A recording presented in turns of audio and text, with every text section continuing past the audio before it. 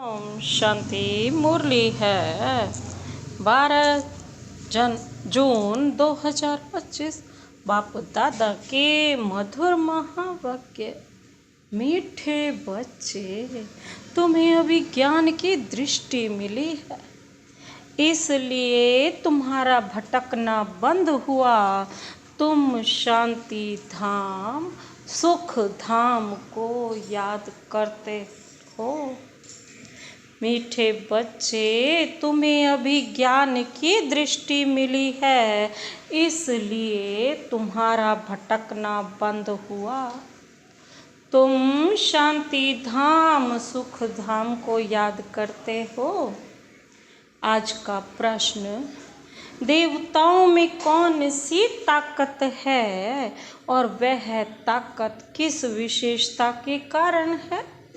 देवताओं में कौन सी ताकत है और वह ताकत किस विशेषता के कारण है?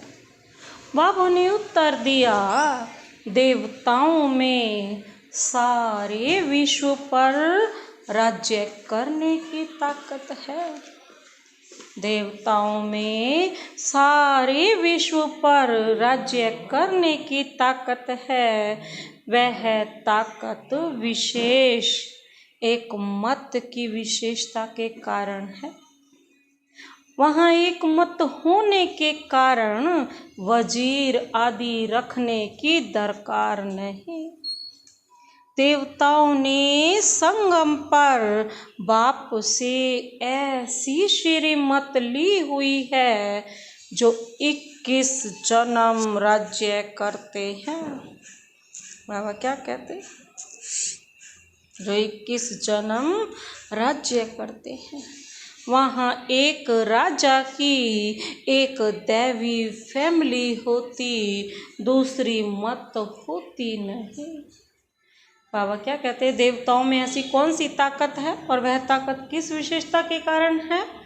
देवताओं में सारे विश्व पर राज्य करने की ताकत है। वह ताकत विशेष एक मत की विशेषता के कारण है। वहाँ एक मत होने के कारण वजीर आदि रखने की दरकार नहीं। देवताओं ने संगम पर बाप से ऐसी श्रीमत ली हुई है जो 21 जन्म राज्य करते हैं। वहाँ एक राजा की एक दैवी फैमिली होती, दूसरी मत होती नहीं। आज का गीत है, नयनहीन को राह दिखाओ प्रभु, नयनहीन को राह दिखाओ प्रभु। ओम शांति। अब बच्चों को नयन तो मिले हैं, पहले नयन नहीं थे। कौन से नयन? दिव्य चक्षु, ज्ञान के नेत्र नहीं था ना। तो बाबा क्या कहते? पहले नयन नहीं थे। कौन से नयन? बाबा पूछ रहे हैं। ज्ञान के नयन नहीं थे, अज्ञान के नयन तो थे। बच्चे जानते हैं ज्ञान सागर एक ही बाप है और कोई में यह रूहानी ज्ञान है नहीं, जिस ज्ञान से सद्गति हो, अर्थात शांति धाम, सुख धाम जाना हो। अभी तुम बच्चों को दृष्टि मिली है कैसे सुख धाम बदल कर फिर माया का राज्य व दुख धाम बनता है। पुकारने लगते हैं कि नयनहीन को राह दिखाओ, बताओ। भक्ति मार्ग के यज्ञ, दान, पुण्य आदि से कोई राह नहीं मिलती है। शांति धाम, सुख धाम जाने की हर एक को अपना पार्ट बजाना ही है। बाप कहते हैं मुझे भी पार्ट मिला हुआ है ना। भक्ति मार्ग में पुकारते हैं ना, मुक्ति जीवन मुक्ति की राह बताओ। उसके लिए कितने यज्ञ तप दान पुण्य आदि करते हैं, कितना भटकते हैं। शांति धाम सुख धाम में भटकना होता ही नहीं। बाबा कहते यह भी तुम जानते हो, वो तो सिर्फ शास्त्रों की पढ़ाई और जिस्मानी पढ़ाई को ही जानते हैं। इस रूहानी बाप को तो बिल्कुल जानते ही नहीं। रूहानी बाप ज्ञान तब आकर देते हैं जबकि सर्व की सदगति होती है। पुरानी दुनिया बदलनी होती है, मनुष्य से देवता बनते हैं, फिर सारी सृष्टि पर एक ही राज्य होता है। कौन सा? देवी देवताओं का, जिसको ही स्वर्ग कहा कहते हैं। बाबा कहते यह भी भारतवासी जानते हैं, आदि सनातन देवी देवता धर्म भारत में ही था। बाबा कहते उस समय कोई और धर्म नहीं था। तुम बच्चों के लिए अभी है संगम युग, बाकी सब है कलयुग में। तुम पुरुषोत्तम संगम युग पर बैठे हो ना। जो जो बाप को याद करते हैं, बाप की श्रीमत पर चलते हैं, वह संगम युग पर है, बाकी कलयुग में है। अभी कोई सॉवरेंटी किंगडम तो है नहीं, अनेक मतों से राज्य चलता है। सतयुग में तो एक महाराजा की ही मत चलती है। बाबा कहते वजीर नहीं होते, इतनी ताकत रहती है, फिर जब पतित बनते हैं तो वजीर आदि रखते हैं, क्योंकि वह ताकत नहीं रहती। अभी तो है ही प्रजा का राज्य है। सतयुग में एक मत होने से ताकत रहती है। अभी तुम वह ताकत ले रहे हो। 21 जन्म इंडिपेंडेंट राजाई करते हो। अपनी ही दैवी फैमिली है। अभी यह है तुम्हारा ईश्वरीय परिवार। बाप कहते हैं अपने को आत्मा समझ बाप की याद में रहते हो तो तुम ईश्वरीय परिवार के हो। अगर बाबा कहते देह अभिमान में आकर भूल जाते हो तो आसुरी परिवार के हो। बाबा कहते 1 सेकंड में ईश्वरीय संप्रदाय के और फिर 1 सेकंड में आसुरी संप्रदाय के बन जाते हो।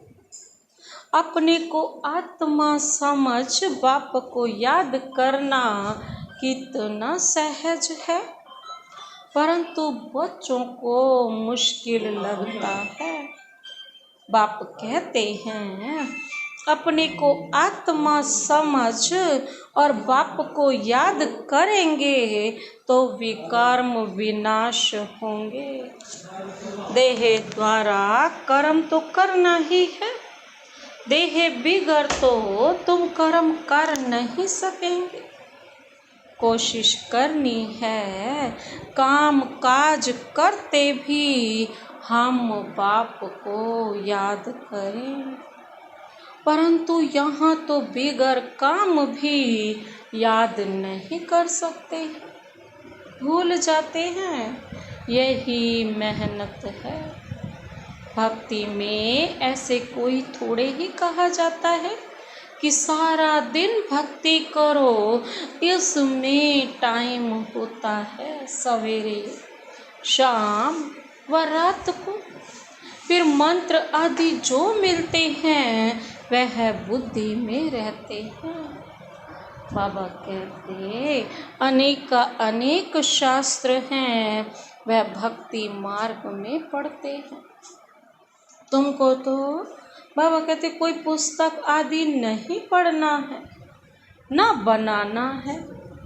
यह मुरली छपाते भी हैं रिफ्रेश होने के लिए, ताकि दोबारा से पढ़ सके, अपने आप को वापस उसी माहौल में ला सके, बाबा की सारी बातें अपने अंदर उतार सकें जो रह जाती।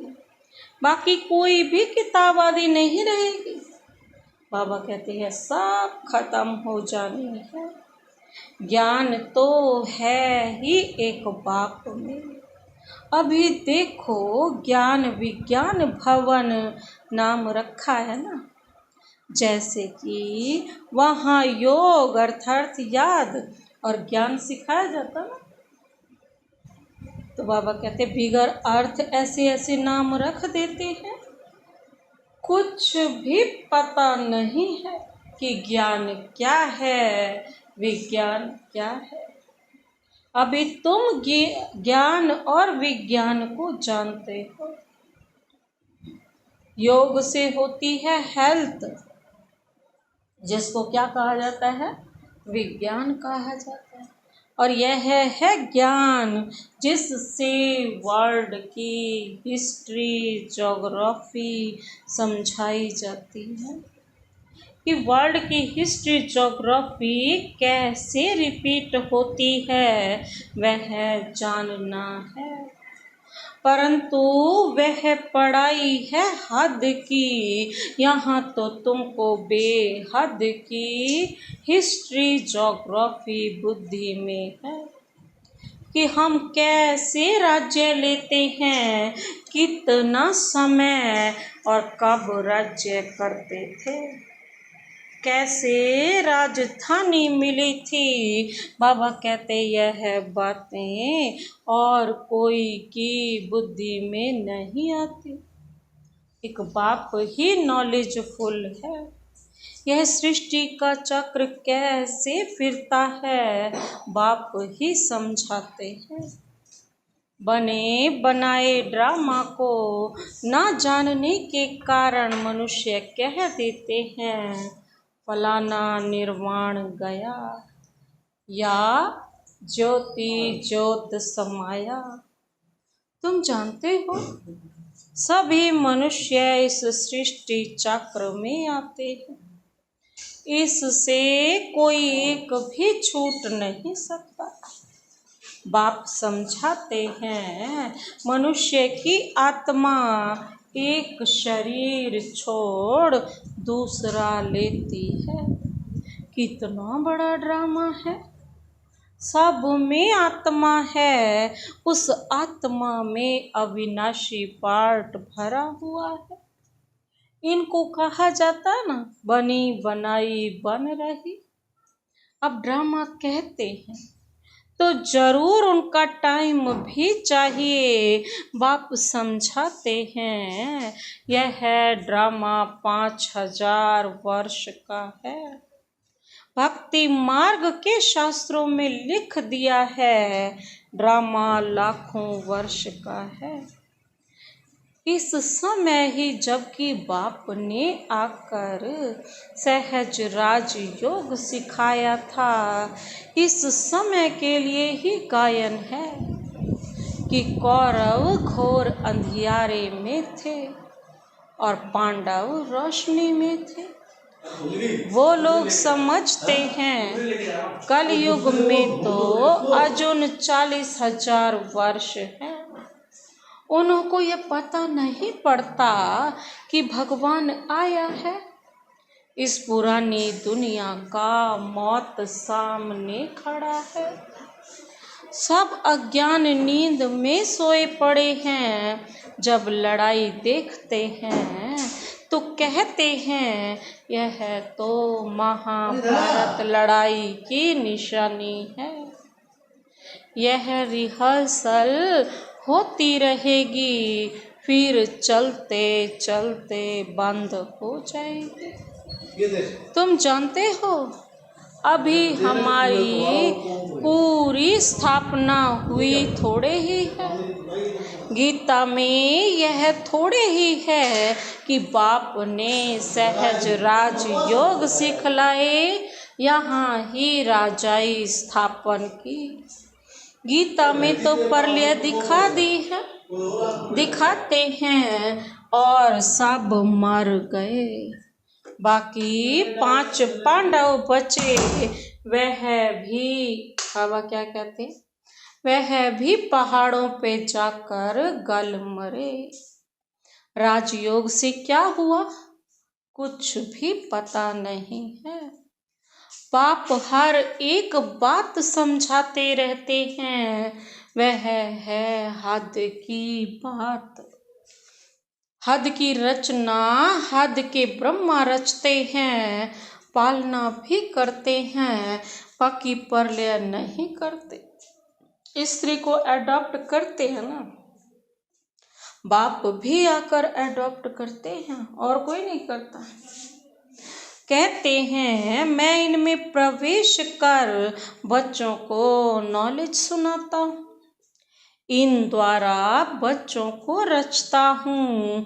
बाप भी है, फैमिली भी है, यह बातें बड़ी गुह्य हैं, बहुत गंभीर बातें हैं, मुश्किल कोई की बुद्धि में बैठती है।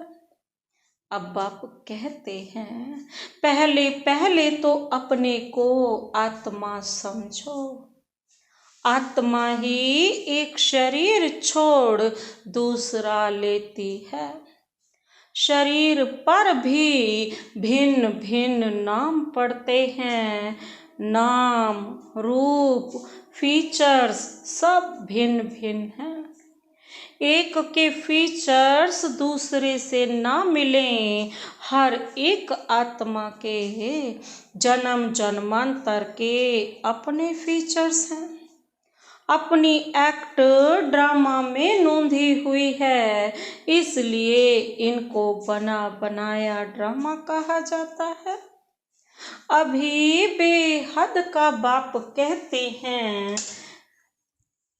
क्या कहते हैं, मुझे याद करो तो विकर्म विनाश हो। तो हम क्यों ना बाप को याद करें, यही मेहनत की बात है। तुम बच्चे जब याद की यात्रा में बैठते हो तो माया के तूफान आते हैं, युद्ध चलता है, उससे घबराना नहीं है।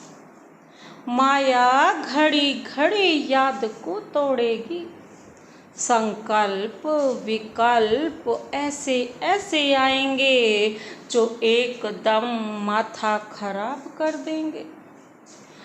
तुम मेहनत करो, बाप ने समझाया है। इन लक्ष्मी नारायण की कर्मेंद्रियां वश कैसे हुई, यह संपूर्ण निर्विकारी थे। यह शिक्षा इन्हों को कहाँ से मिली? अभी तुम बच्चों को यह बनने की शिक्षा मिल रही है। इनमें कोई विकार नहीं होता, बाबा कहते हैं।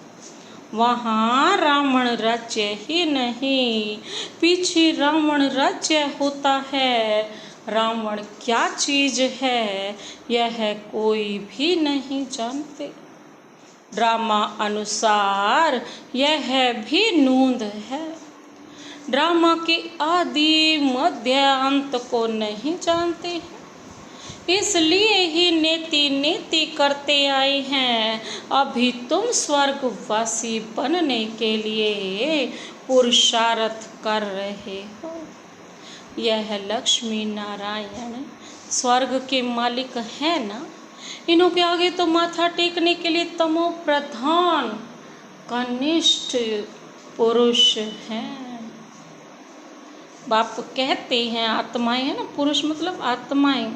बाप कहते हैं पहले पहले तो एक बात पक्की कर लो, अपने को आत्मा समझ बाप को याद करो। बाबा कहते इसमें ही मेहनत है। जैसे 8 घंटे सरकारी नौकरी होती है ना, अभी तुम बेहद की सरकार के मददगार हो, तुमको कम से कम 8 घंटा पुरुषार्थ कर याद में रहना है। यह अवस्था तुम्हारी ऐसी पक्की हो जाएगी जो कोई की भी याद नहीं आएगी। बाप की याद में ही शरीर छोड़ेंगे, फिर वही विजय माला के दाने बनेंगे। एक राजा की प्रजा कितनी ढेर होती है, यहाँ भी प्रजा बननी है, तुम विजय माला के दाने पूजने लायक बनेंगे। 16,108 की माला भी होती है ना, एक बड़े बॉक्स में पड़ी रहती है। 8 की माला है, 108 की भी है, और अंत में 16,108 की भी बनती है। तुम बच्चों ने ही बाप से राजयोग सीख सारे विश्व को स्वर्ग बनाया है, इसलिए तुमको पूजा जाता है। तुम ही पूज्य थे, फिर पुजारी बने हो। यह दादा कहते हैं, हमने खुद माला फेरी है। लक्ष्मी नारायण के मंदिर में यूं तो रुद्रमाला होनी चाहिए। तुम पहले रुद्रमाला फिर रुंडमाला बनते। बाबा क्या कहते, पहले तो रुद्रमाला बनते हो शिव की माला में, विष्णु की माला में पिरोए जाते हो, फिर उसके बाद क्या बनते हो, रुंडमाला। बाबा कहते पहले नंबर में है रुद्रमाला जिसमें शिव भी है। रुंडमाला में शिव कहाँ से आए, वह तो है विष्णु की माला ना। इन बातों को भी कोई समझते थोड़े ही हैं। अभी तुम कहते हो हम शिव बाबा के गले का हार जाए बनते हैं, ब्राह्मणों की माला नहीं बन सकती। ब्राह्मणों की माला होती नहीं। तुम जितना याद में रहते हो, फिर वहाँ भी नज़दीक में ही आकर राज्य करेंगे। यह पढ़ाई और कोई जगह मिल न सके। तुम जानते हो, अभी हम इस पुराने शरीर को छोड़ स्वर्गवासी बनेंगे। सारा भारत स्वर्गवासी बनेगा। इन पर्टिकुलर भारत ही स्वर्ग था। बाबा कहते हैं 5,000 वर्ष की बात है, लाखों वर्ष की बात हो नहीं सकती। देवताओं को ही 5,000 वर्ष हुए। स्वर्ग को मनुष्य भूल गए हैं तो ऐसे ही कह देते हैं, बाकी है कुछ नहीं। इतना पुराना संवत आदि है थोड़े ही, है ही सूर्यवंशी चंद्रवंशी, फिर और धर्म वाले आते हैं। पुरानी चीज़ें काम क्या आएंगी, कितना खरीद करते हैं। पुरानी चीज़ की बहुत वैल्यू करते हैं। सबसे बाबा कहते हैं वैल्यूएबल है शिव बाबा। कितने शिवलिंग बनाते हैं। आत्मा इतनी छोटी बिंदी है, यह किसको भी समझ में नहीं आता। अति सूक्ष्म रूप है, बाप ही समझाते हैं। इतनी छोटी बिंदी में इतना पार्ट नूंधा हुआ है। यह ड्रामा रिपीट होता रहता है। यह ज्ञान तुमको वहाँ नहीं रहेगा, यह प्राय लोप हो जाता है। तो फिर कोई सहज राजयोग सिखा कैसे सकते। यह सब भक्ति मार्ग के लिए बैठ बनाया है। अभी बच्चे जानते हैं बाप द्वारा ब्राह्मण, देवता, क्षत्रिय 3 धर्म स्थापन हो रहे हैं भविष्य नई दुनिया के लिए।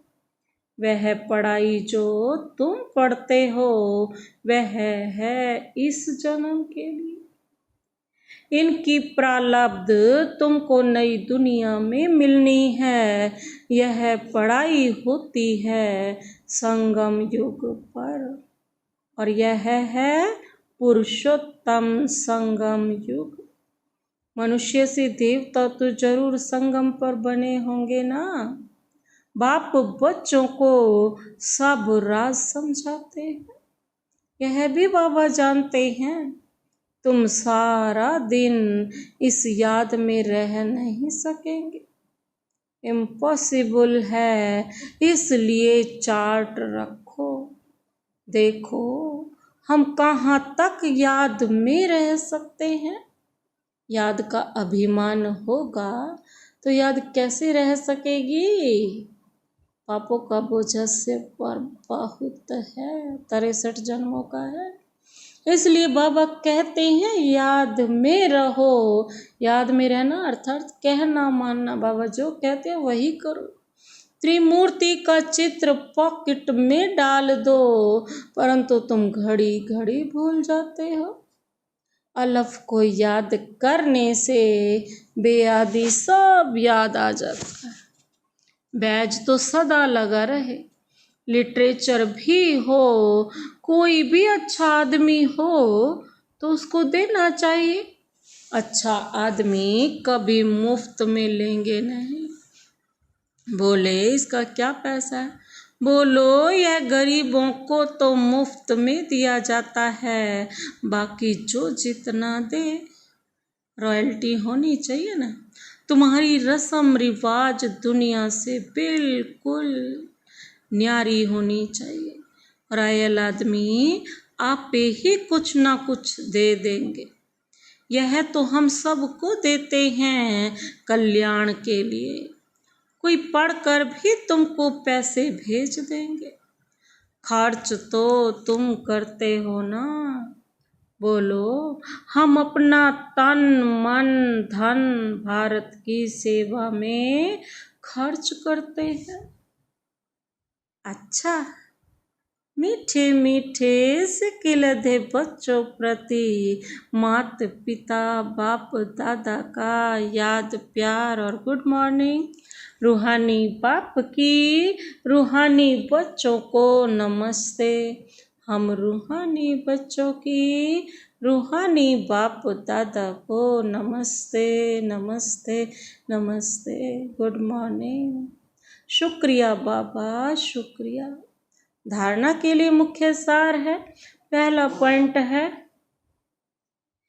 इस बेहद की सरकार को मदद करने के लिए कम से कम 8 घंटा याद में रहने का पुरुषार्थ करना है। इस बेहद की सरकार को जो संपूर्ण बनाती है ना, इस सरकार को मदद करने के लिए बाबा कहते कम से कम 8 घंटा याद में रहने का पुरुषार्थ करना है। याद में जो माया विघ्न डालती है उससे घबराना नहीं है।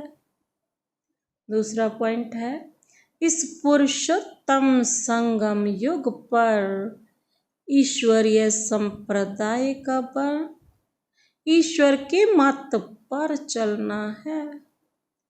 कर्म करते भी एक बाप की याद में रहने का अभ्यास करना है। इस पुरुषोत्तम संगम युग पर ईश्वरीय संप्रदाय का बन, बाबा कहते हैं ईश्वर की मत पर चलना है। कर्म करते भी एक बाप की याद में रहने का अभ्यास करना है। आज का वरदान, वरदानी हाथ शिव बाबा का अपने सिर पर अनुभव करते हुए यह वरदान लेते हैं। बाबा क्या कहते, वरदान दे रहे हैं, अंतर्मुखता की गुफा में रहने वाले देह से न्यारे देही भव। अंतर्मुखता की गुफा में रहने वाले, हमारा इशारा भी यही है, अंतर्मुखी बनने वाला। तो बाबा क्या कहते हैं, अंतर्मुखता की गुफा में रहने वाले देह से न्यारे देही भव। जो पांडवों की गुफा दिखाते हैं ना, वो गुफाओं में जाकर रहे, वह यही अंतर्मुखता की गुफा है। जितना देह से न्यारे देही रूप में स्थित होने की गुफा में रहते हो, उतना दुनिया के वातावरण से परे हो जाते हो। वातावरण के प्रभाव में नहीं आते।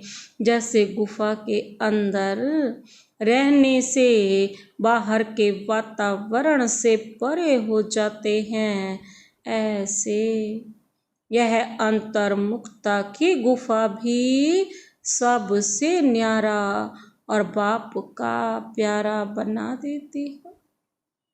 और जो बाप का प्यारा है वह स्वतः सबसे न्यारा हो जाता है। आज का स्लोगन, साधना बीज है और साधन उसका विस्तार। साधना बीज है और साधन उसका विस्तार। विस्तार में साधना को छिपा नहीं देना। आज का व्यक्त इशारे हैं, आत्मिक स्थिति में रहने का अभ्यास करो, अंतर्मुखी बनो। अंतर्मुखी की निशानी सदा सागर के तले में खोए हुए गंभीर मूर्त। चेहरे द्वारा आत्मिक स्थिति के चिन्ह दिखाई देंगे। एक और मनन चिंतन करने वाला चेहरा और फिर रमणीक अर्थात मुस्कुराता हुआ चेहरा, दोनों ही लक्षण सूरत से प्रत्यक्ष होंगे। अंतर्मुखी सदा हर्षित मुख दिखाई देंगे, क्योंकि माया का सामना करना समाप्त हो जाता है। अच्छा, ओम।